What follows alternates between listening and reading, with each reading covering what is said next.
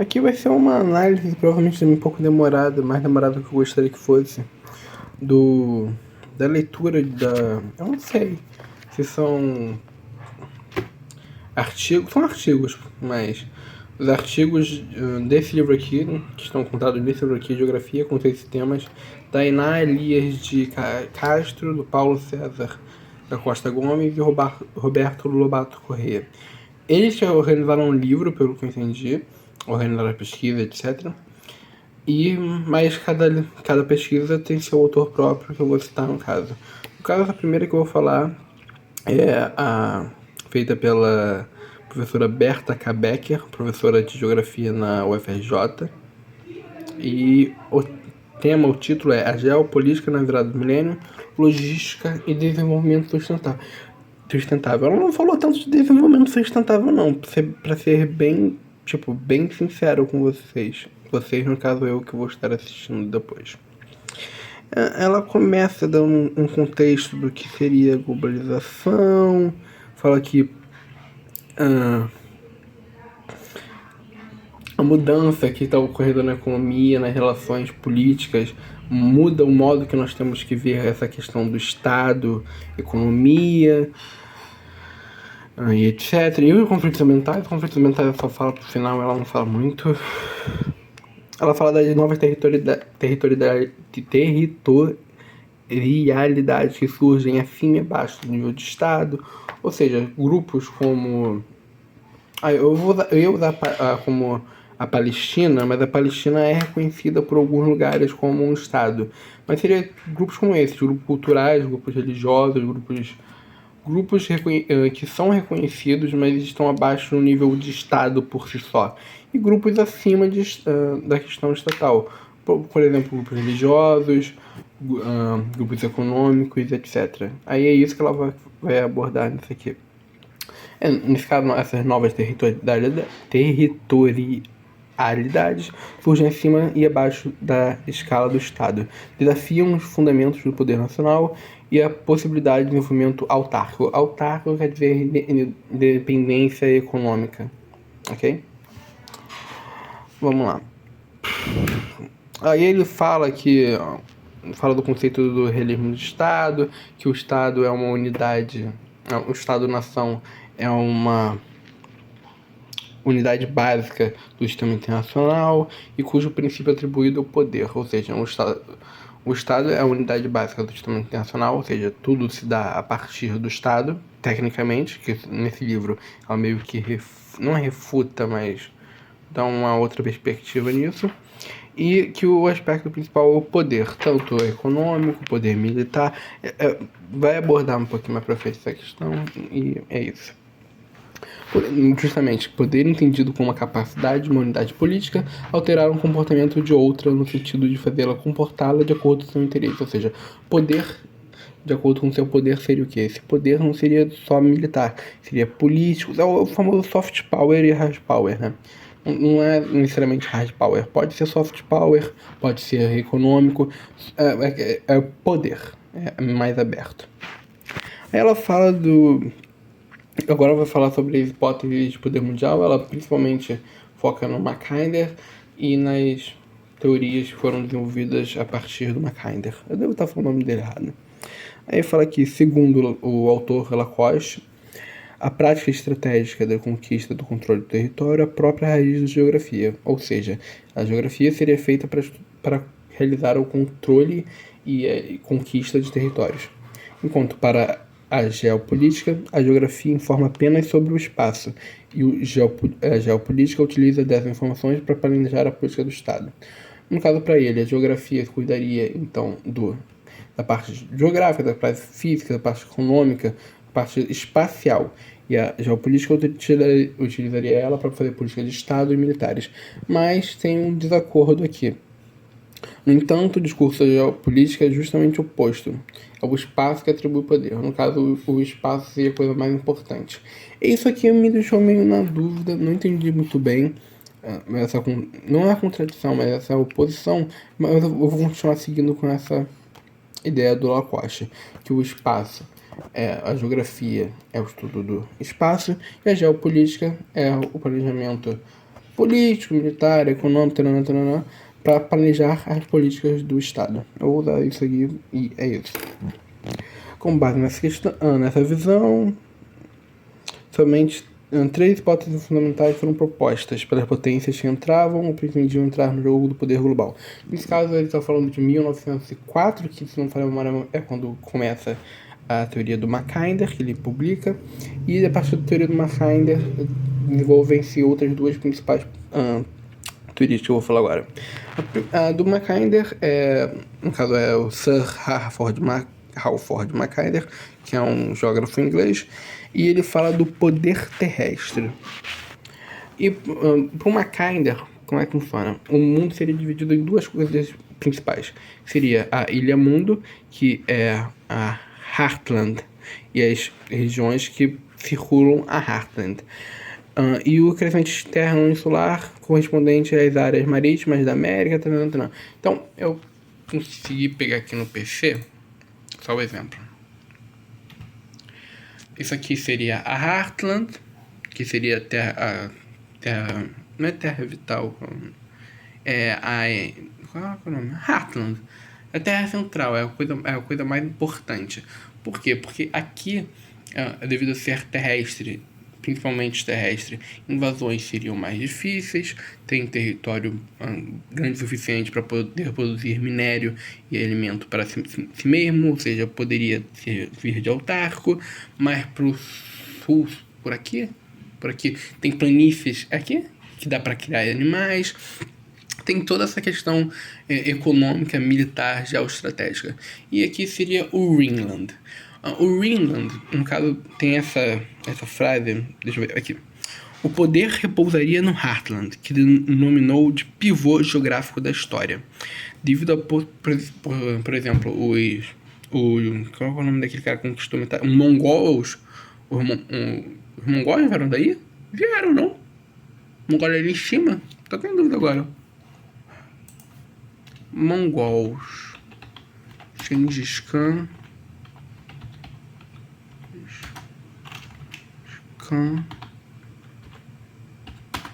Onde? Perdoa como eu pesquiso as coisas, cara. É justamente o que eu tava falando.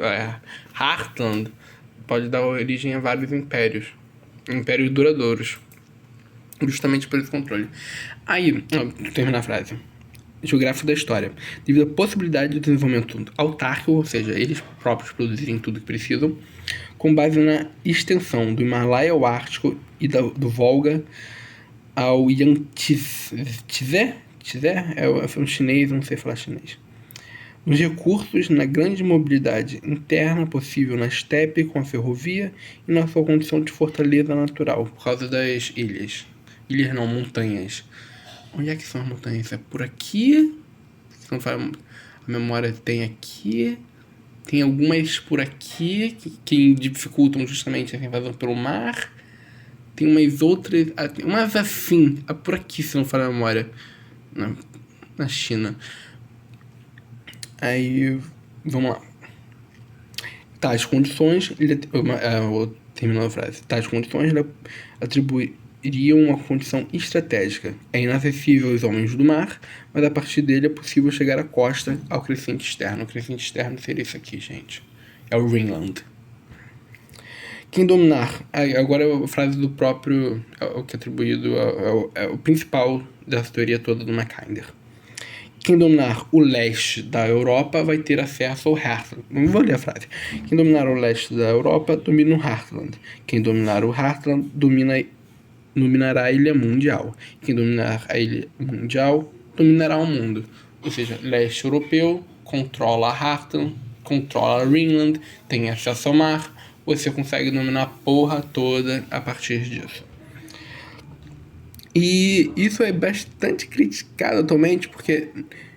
Primeiro é criticado porque os nazistas meio que tomaram disso, criaram a teoria da terra vital, espaço vital, justamente pelo que eu entendi, pelo menos, dessa questão da Heartland, e foram nazistas, então não tem nem o que falar.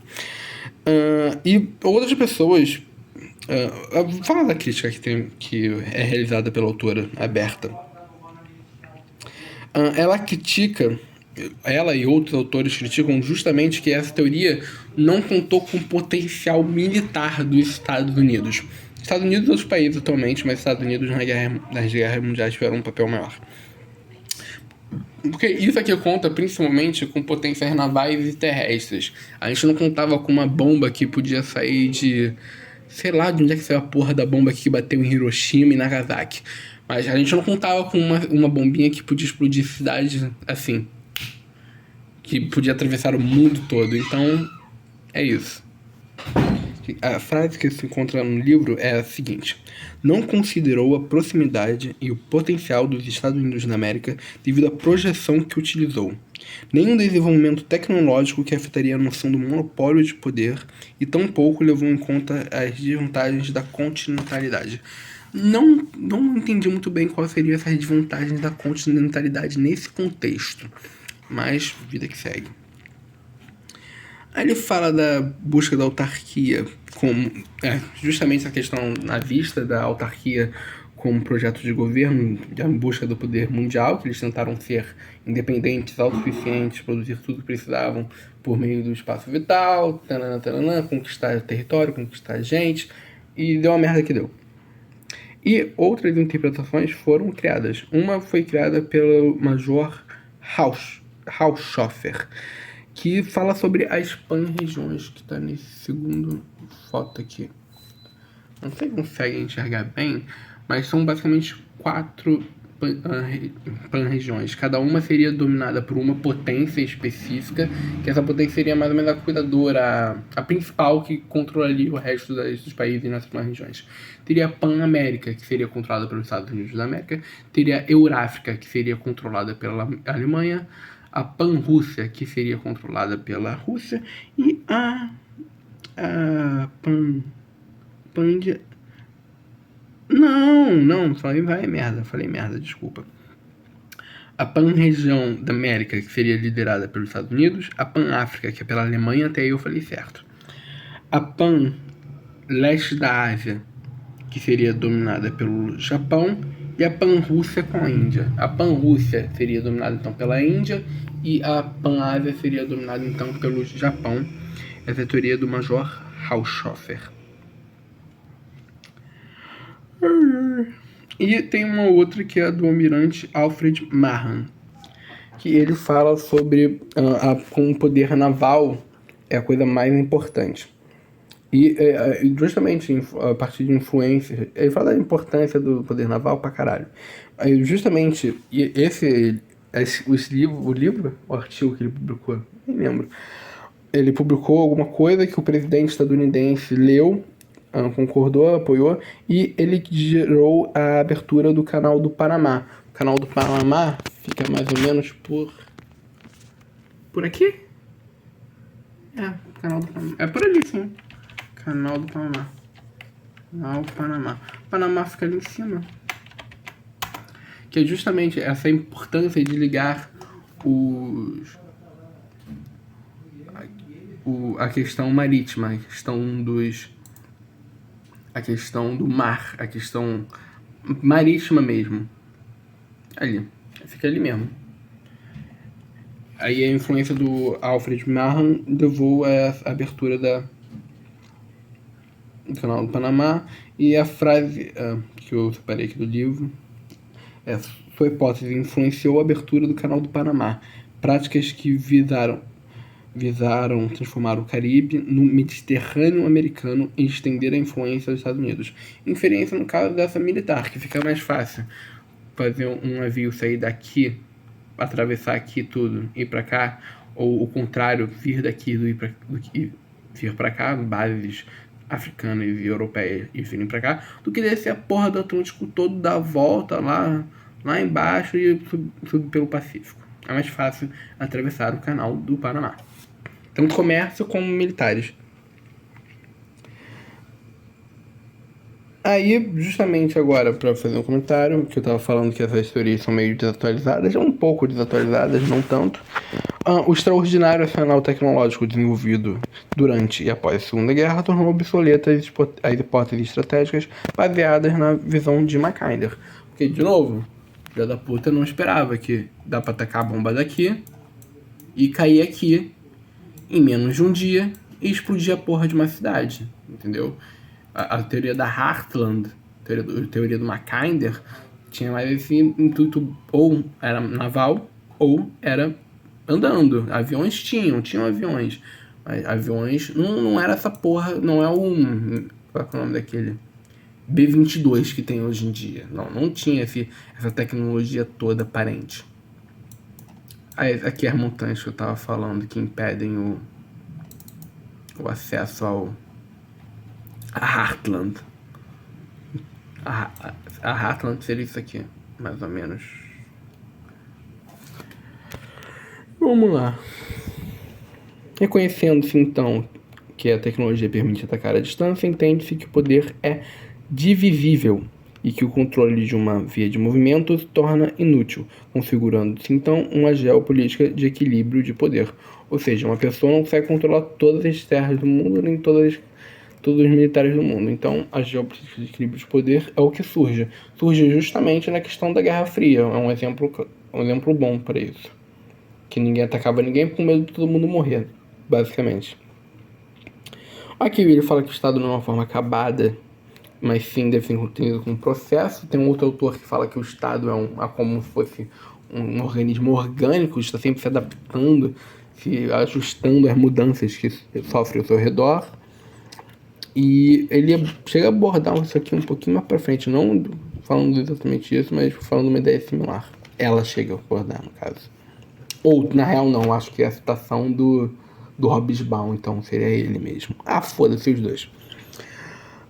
Como uma forma de vida ligada a uma fração determinada da superfície terrestre, o Estado tem como propriedade mais importante o tamanho do seu espaço e sua situação em relação ao exterior, o conceito de Estado e geografia, e as fronteiras, ou seja, a coisa mais importante para um Estado é o seu espaço, ou seja, também em questão de espaço, é não só geográfico, mas como o que está dentro desse espaço, que ele possui nesse espaço, a sua posição em relação ao exterior, ou seja, se ele está localizado perto de um inimigo, de um amigo, se ele está localizado perto de meios aquáticos, de rios, etc.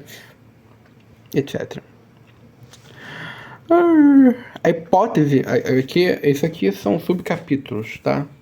O que está em lápis aqui são subcapítulos. A hipótese aqui apresentada é que a base da nova geopolítica global está uma nova racionalidade, a logística, associada a mudanças engendradas pela revolução científico-tecnológica. Ou seja, basicamente está falando que importante em guerras, não só em guerra, mas em tudo, seria logísticas. A logística é o mais importante em guerras, é o mais importante economicamente, é o mais importante em muitas áreas. A partir da Segunda Guerra Mundial, a ciência e a tecnologia constituem o fulcro do poder, valorizando as diferenças espaciais. Vale dizer, a político, a cultural e a territorial. Basicamente, são países tecnológicos. Aí ele aborda mais pra frente também a diferença entre os países de primeiro mundo e terceiro mundo, a diferença principal ser o nível tecnológico que eles alcançam. Eu vou abordar isso mais pra frente, então. O processo, produção, aqui. Globalização, aqui falando da globalização. Globalização não significa homogeneização. Pelo contrário, resgata-se a dimensão política do espaço pela valorização da diferença. Globalização, no caso, seria um mundo globalizado, que todos estão conectados, as nações interagem entre si, blá blá blá blá. E ele está falando que esse processo de globalização que ocorre principalmente a partir da Primeira Guerra Mundial, ele não significa que todos são iguais, nossa, que maravilha, não. O principal que define a globalização como globalização é a diferença que é perceptível a partir dela. A diferença entre estados, a diferença entre governos, etc. É aqui.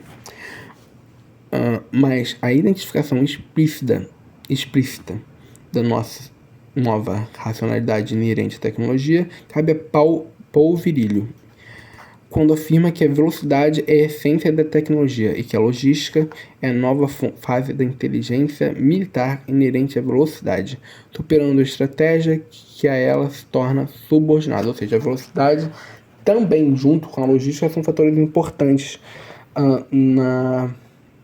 na questão militar, não só militar no caso, na questão estatal, não só estatal, no mundo, em tudo. A velocidade e a logística são muito importantes. Logística é entendida como preparação contínua dos meios para a guerra ou para a competição, que se expressa num fluxograma de um sistema de vetores de produção, transporte e execução. Aí aqui ela começa a falar dessa parte ambiental. Ela desenvolve 3 conceitos, no qual eu escrevi 2, separei 2, não lembro o terceiro. Achei essa parte bem meio pá, né? Realmente não achei tão interessante, achei que seria mais.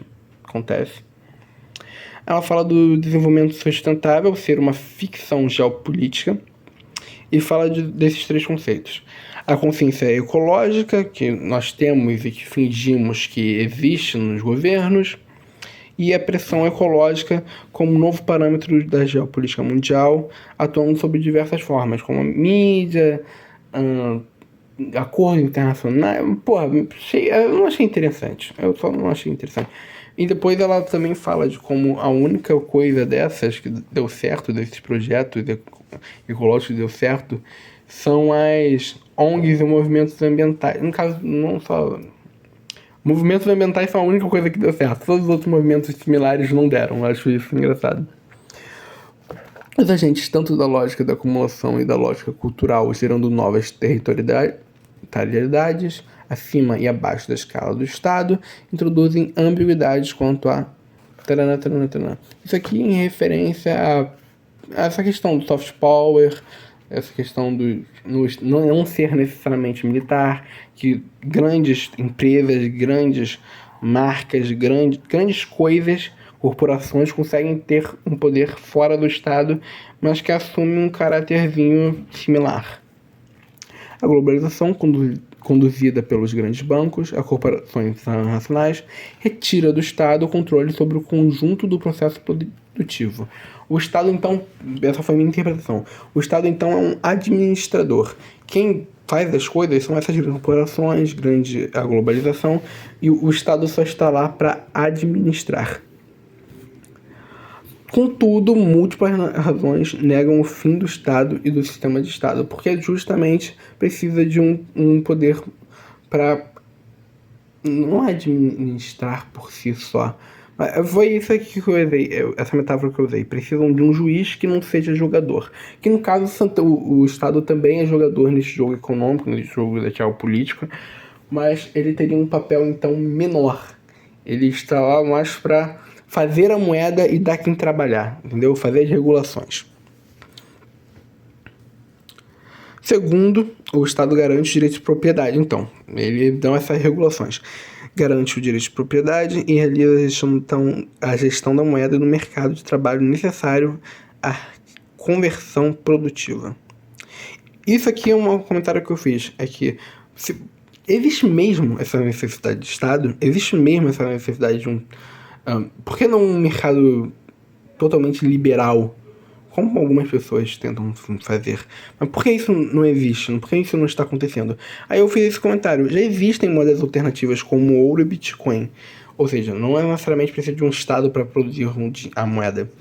E a gestão da Amazon é mais eficiente que o MP do Brasil. Isso aqui é falando justamente, precisa mesmo de um Estado para fornecer pessoas irregulares e tudo, mas pessoas de modo privado não conseguem fornecer capital humano, nem um controle financeiro a isso? Essa é a minha dúvida / crítica. Aqui fala da falha do combate ao capitalismo se encontra ao olharmos os movimentos nacionais, sendo os destes o mais relevante o ambientalista, os outros deu merda, que atua principalmente nas regiões periféricas, mas cuja ONGs têm suas sedes em países ricos ou centrais. Isso aqui, pelo que eu entendi, é uma crítica da autora. Eu copiei com minhas palavras, escrevi com minhas palavras, mas foi basicamente estava escrito isso que eu entendi, e é isso que eu estou passando aqui nesse vídeo. Trata-se, portanto, da situação toda com as multiglobais, transnacionais, portanto, não do fim do Estado, mas de uma mudança em sua natureza e seu papel, entendendo-se que ele não é uma forma acabada, é um processo. Justamente esse negócio do Estado ser orgânico permite que ele se adapte às mudanças. É o que eu falei mais pro início do vídeo, falei que estava referenciado mais pro final.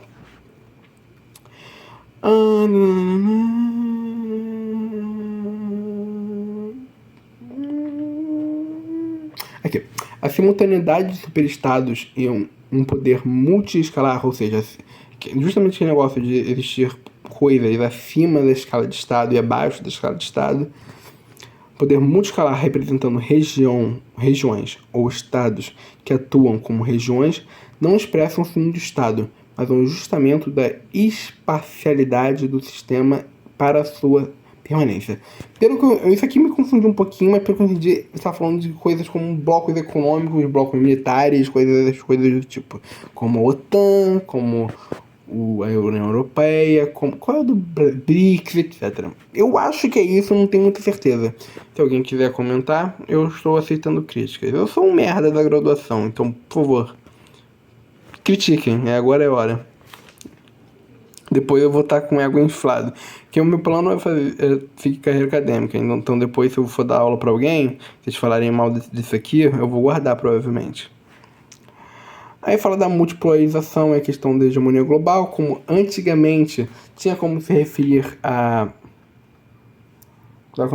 Estados Unidos como uma superpotência, devido a ser um tipo para o RSS, mas atualmente nós não temos nenhuma superpotência por si.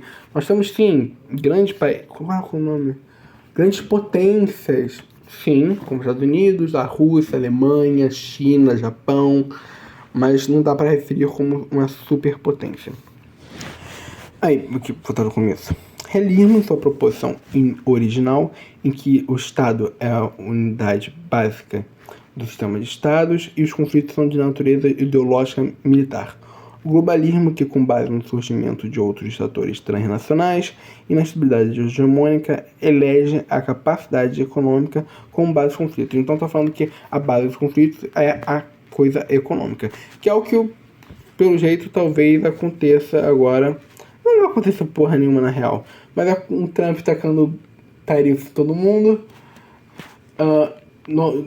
Se espera que surjam-se conflitos, mas esses conflitos provavelmente não se darão de maneira militar, mas sim de maneira econômica, porque militar, primeiro, gasta muito dinheiro, segundo, gasta muitas vidas, terceiro, gasta muito capital político.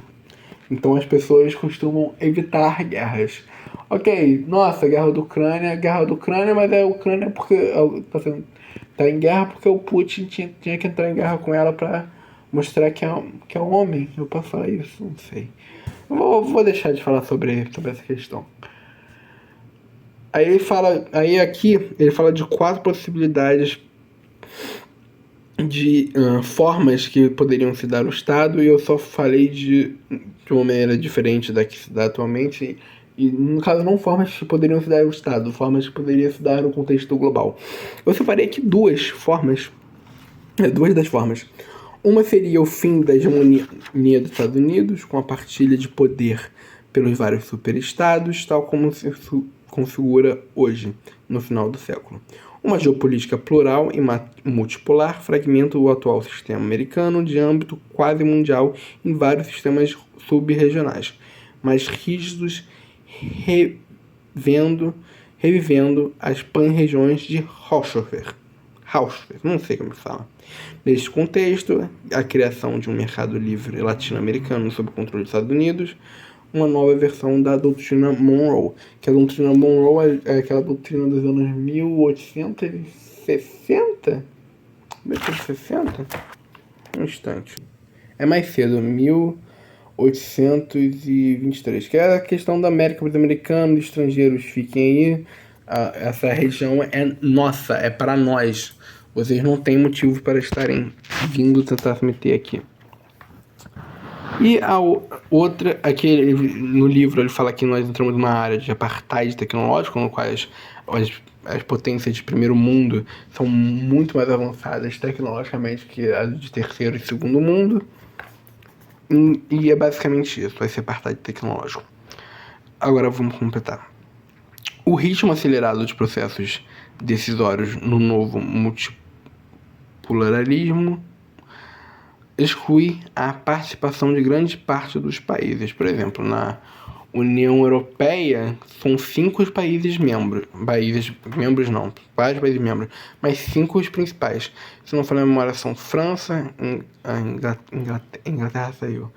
Nunca fez parte, na real. É França, Alemanha, Rússia, Espanha? Agora deixa eu conferir agora. Não é OTAN, não é União Europeia, não, é a OTAN. A OTAN, ela fala, tem 5 países membros principais, que é a França, a Alemanha, a Inglaterra, os Estados Unidos e o Canadá. Desculpa, eu me confundi muito. A grande novidade, em termos de aliança de expressão das novas relações espaço-tempo, serão os shift. Isso aqui é outra teoria. Serão os shifting coalitions, com objetivos militares e ou políticos ilimitados, visando arranjos geoestratégicos, questões éticas, religiosas ou questões nacionais que afetam a segurança global. Isso aqui a gente vê com essa questão de Israel, Palestina, que está acontecendo agora. E é só isso que eu vou comentar sobre isso. Mas eu achei isso bem interessante. O texto todo até gostou de ler. O texto tá aqui a partir da página 293, se não me engano. Só pra mostrar. Eu recomendo que vocês comprem esse livro, tá? Não, começa lá atrás, né? Aqui, eu recomendo. É um livrinho bom, tem alguns erros de grafia, de impressão, mas é um livrinho gostoso de ler. Esse aqui é o... Eu não tô lendo cronologicamente, não. Eu tô dando umas puladas. Então não tá na ordem, mas esse aqui é o primeiro que eu leio.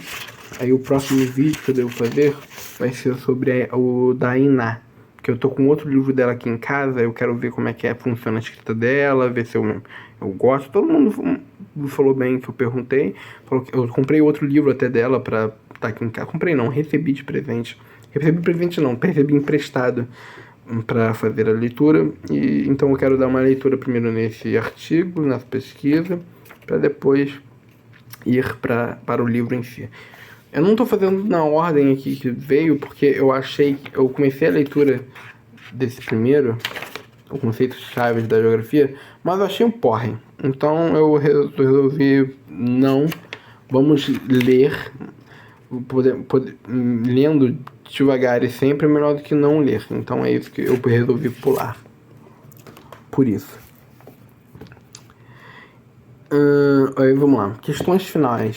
Essa outra página, mas essa outra página é basicamente porra nenhuma, então eu vou ignorar completamente e vai acabar nesses 2 parágrafos, porque se eu não for na memória, aquele parágrafo continua nesse parágrafo. Nesse aqui primeiro, no caso.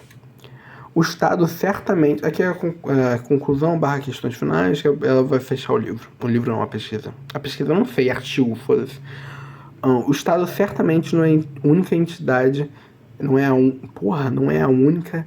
Caraca, não é a unidade única representada política, nem o território nacional a única escala de poder. O poder tecno-econômico é efetivo. Reduz a autonomia dos estados, exigindo uma geopolítica de negociações e arranjos políticos entre estados e destas com a sociedade civil organizada. Essa parte está certa, tá? Para mim, pelo menos na minha opinião, essa parte está totalmente correta. Os estados têm que negociar com a sociedade civil, independente. A Revolução Francesa surgiu por justamente essa falta de negociação, colocaram a filha da puta na guilhotina. Eu acho essa questão importante. E pelo que eu entendi, ela só acha importante destacar essa mudança de paradigma que está ocorrendo. A realidade mostra que agora ele fala do que eu estava falando antes, do ambientalista ser o único que vingou. A realidade mostra que a exceção do movimento ambientalista, os movimentos sociais não tiveram êxito, confirmando posições que os afirmam como conjunturais e efêmeros. O que se afirma na virada do milênio é, pelo contrário, a exclusão de grande massa da população. Isso foi o artigo da Berta K. Becker, professora de Geografia da UFRJ, não sei se ela continua. A geopolítica no virado do milênio e logística de desenvolvimento sustentável. E ao próximo vídeo que eu gravarei, provavelmente postarei, se tudo der certo, será o artigo, não sei, cara. O negócio da Iná Elias de Castro, que é o problema da escala. E é realmente problema, cara. Eu vi 2 pessoas na minha turma e outros colegas meus falando sobre escala ser uma coisa muito chata. Território também, mas principalmente escala. Então vamos ver como é que funciona. Obrigado a mim que fiz. Obrigado a quem vier assistir e eu espero que isso me ajude com meus estudos e seus estudos.